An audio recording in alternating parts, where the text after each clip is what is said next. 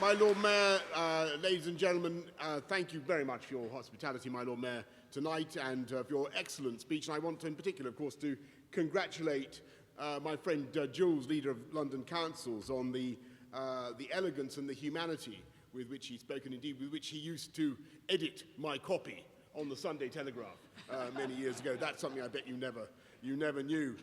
It's been an amazing day, my friends, for me, because it began, as so often in my life, with my finding myself this morning in a colossal hole, partly of my own making, in the sense that I was a crossrail at the excavations at Tottenham Court Road, and together with the Prime Minister, I looked at those huge subterranean cathedrals of concrete that we have created, and I believe half time, we've done half the thing, we're on time, we're on budget. I think we should congratulate Crossrail on what they are doing. It is absolutely amazing.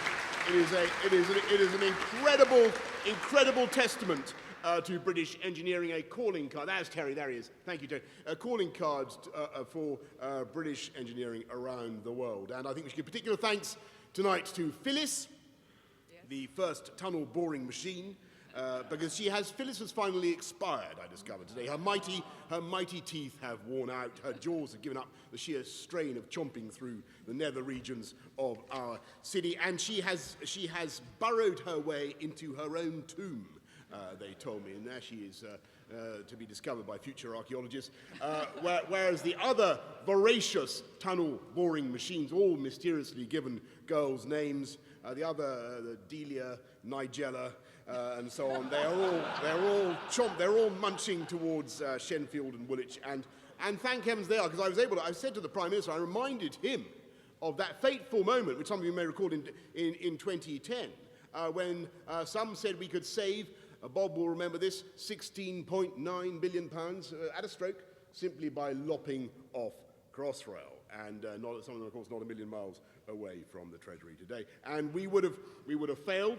We would have failed London, and I think we would have failed the UK, because I think back then in 2010 we did not appreciate one crucial fact, which was how fast this city is growing. By a bus full a day, a tube train full a week, 600,000 people since I have been mayor, we've increased by. And why? Because people are living longer. Number one, I discovered, according to my briefing, in some wards in Kensington and Chelsea, now some of the Swisher parts, particularly those represented by Councillor Moylan, people are living on average to 92.5 years old, on average.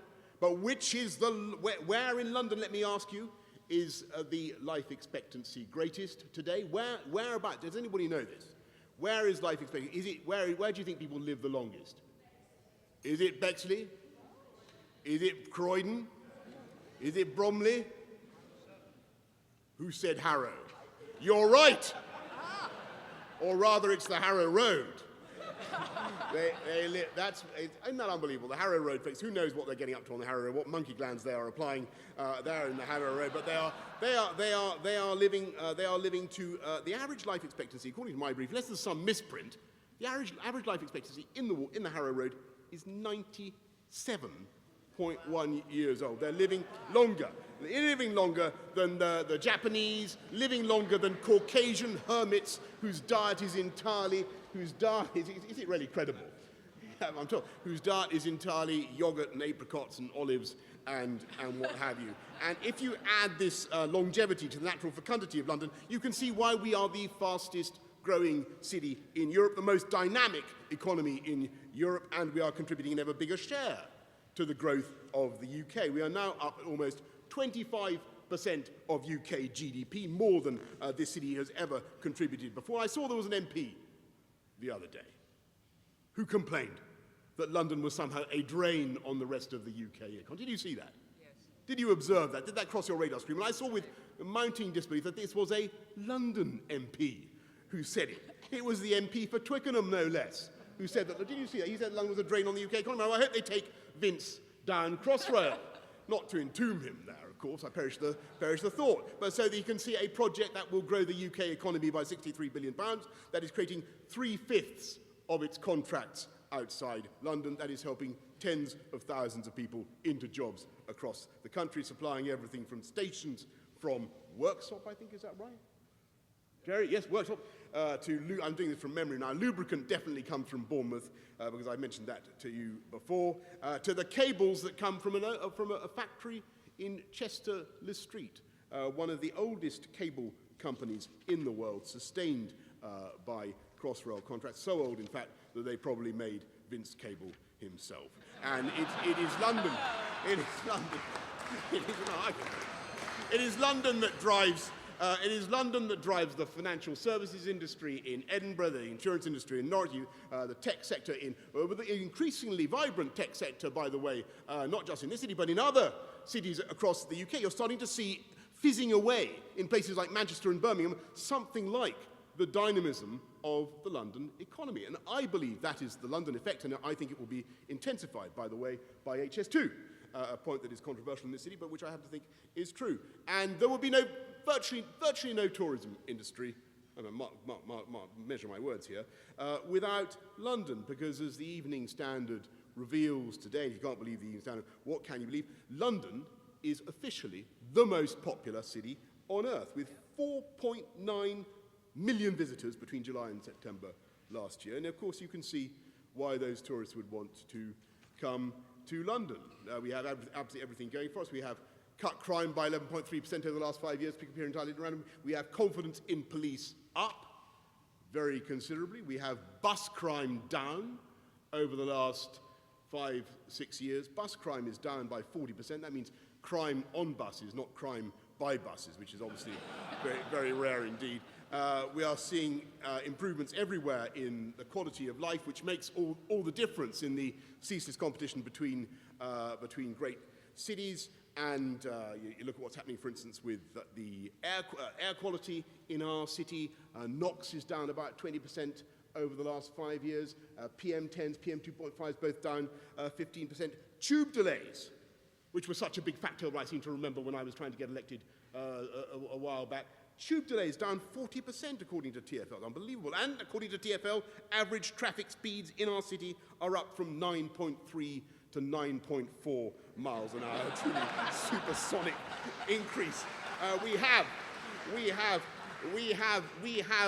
one of the cleanest, greenest new buses anywhere in the world, and all new taxis in our city. Did you see this today? All new taxis in our city will be zero emission by January the 1st, 2018. We have the second biggest bike hire scheme anywhere in the world, and after 4 years of continuous, highly successful operation, it is still the case, ladies and gentlemen, that only 26 bikes have been nicked by the people of London, compared to 2,000 in a rival European jurisdiction. We have more live music, more free museums, and incomparable touristic attractions from the Tower of London to the ArcelorMittal orbit itself. And when the tourists have finished feasting their eyes on the ArcelorMittal orbit, what do they do then? What do they do? What do they do after they've exhausted the pleasures of the orbit? Where do they go? Do they go back to, wherever they've come from around the world? Do they go back to Japan or China or France or Germany or what have you? They don't. They go to the rest of Britain, and that's why tourism raises £16 billion for the UK economy, because it is a fact that 63% of all foreign tourists to this country come to London first, compared to just 23% of visitors to France who go first to Paris, and 13% of visitors to Italy who go first to Rome. In other words, London's the gateway.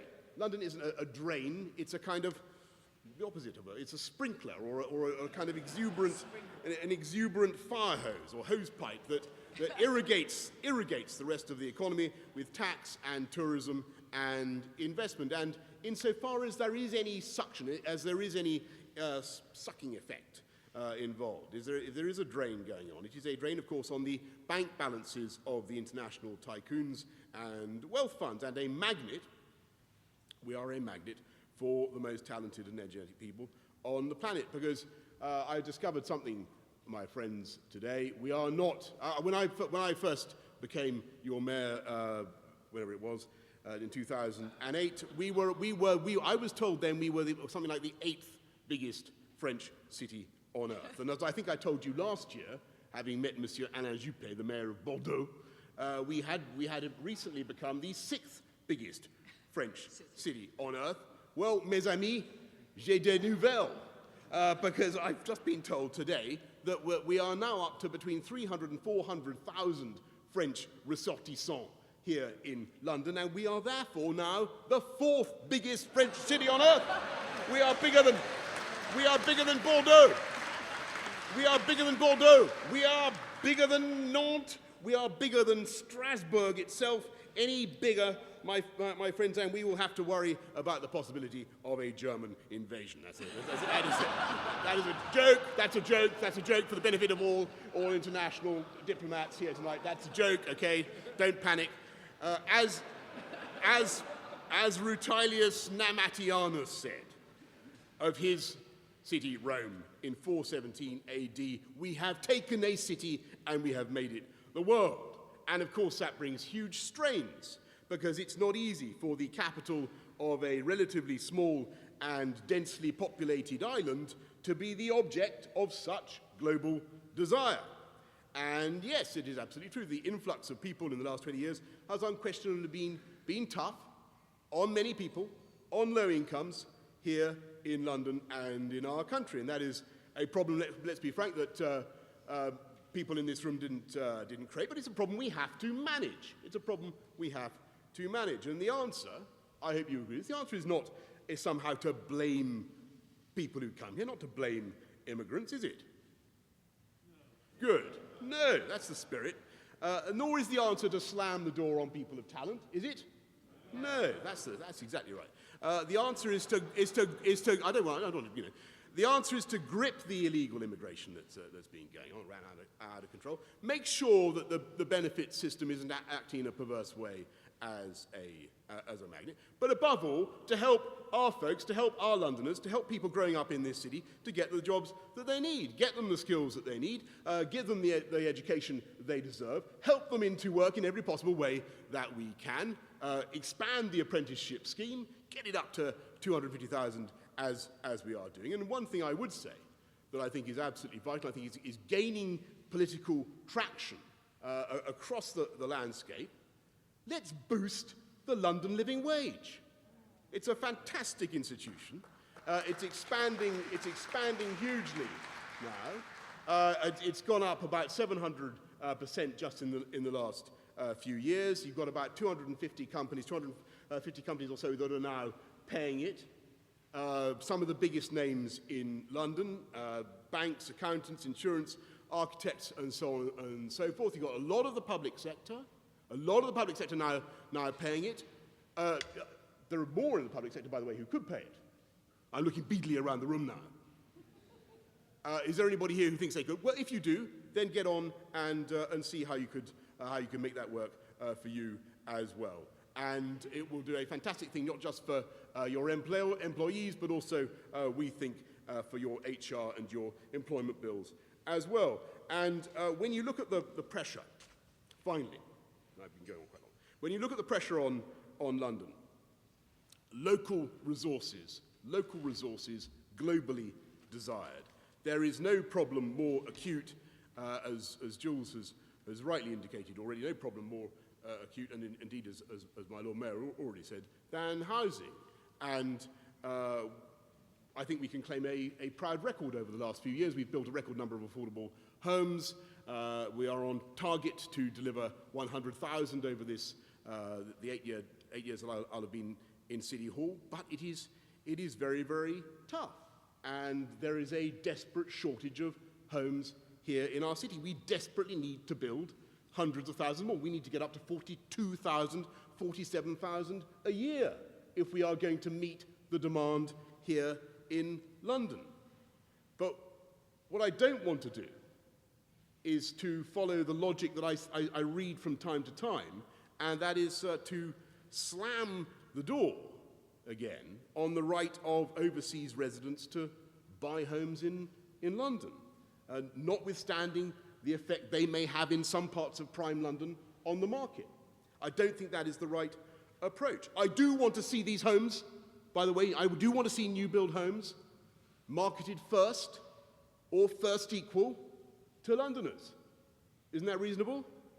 I think so. But I also hope that those international investors will understand that we want to see these new build homes, or these homes that they buy, lived in. Because my view is that London homes aren't some kind of new global asset class. They aren't just blocks of bullion in the sky with lifts and concierge service. They are part of the infrastructure of a living and dynamic city. And they should either be lived in by their owners, or they should be rented out to those who need them. And I understand, by the way, what those councils are doing, who are now making use of their new powers to set a council tax of 150% or so on homes that have been left empty for 2 years or more. And I support that, by the way. But what I do not want to do, let me be absolutely clear, I do not in any way want to deter international investment in our city. Quite the reverse. I want to encourage you. Look at what's happening in Battersea, look at what's happening in Greenwich, in Croydon, across the city, at the Royal Docks, at Crystal Palace. You can see astonishing transformations taking place in London thanks to international investment. And we would be utterly nuts as a society if we did anything to turn that away. I'm going to wind up with this point that I've made to you many times before. London has flourished, and London will continue to flourish if we are open to international talent and investment. And let me ask you, who were the two greatest military powers of 5th century Greece, would you say? It's a relevant question. Who were... Yeah, Sparta, good, yes, the Lord Mayor's consort's got one. Sparta was one, and the other was Athens, of course. And what was the difference between Athens and Sparta? Well, it's very simple. The Athenians welcomed non-Athenians to do business in Athens. They welcomed them to engage in the arts, to be architects, to heaven knows what, to be part of the life of the city. 50% of the Athenian population in the Periclean age were metics. They were resident foreigners. And the Spartans, by contrast, this great military power, how did they behave? They were xenophobes who prided themselves on their annual exellasia, or expulsion of foreigners. Well, Athens gave the world what? Philosophy, tragedy, comedy, history, sculpture, sport, democracy. Have I mentioned that already? You name it. Or the democracy, or a much purer form of democracy. We still try to aspire to Athenian democracy. What did Sparta leave behind? Have you been to see Sparta? Has anybody inspected the pitiful remains of Sparta today? I rest my case, ladies and gentlemen. I rest my case. London is to the global economy today as Athens was to the world of the 5th century BC. We are the model. I think we're the greatest, most civilized city in the world. And let me just ask you, unlike where we don't resemble Athens in every respect, we don't grow much wine here in London, except for some champagne, which we're trying to grow in Enfield. But we do have in London the entire Bordeaux futures market. We don't have any gold or zinc or tantalum or beryllium or bismuth underneath London, nor indeed, much to my disappointment, do we have any gas to frack, as far as I can discover. But we do have the largest metal exchange in the world. And that is because of the natural genius and invention and imagination of London. And our secret is going to be to continue to remain open to talent. And so I say to our friend, Monsieur Hollande, still reeling as he is from the discovery that London is now the 4th biggest French city, I say to Monsieur Hollande, Monsieur le Président, never mind. If things get too tough for you over there, Monsieur le Président, just put on your famous crash helmet, get on your scooter and join the exodus to Londres, where you will find amongst many other wonderful attractions a civilized and gentle media who would never dream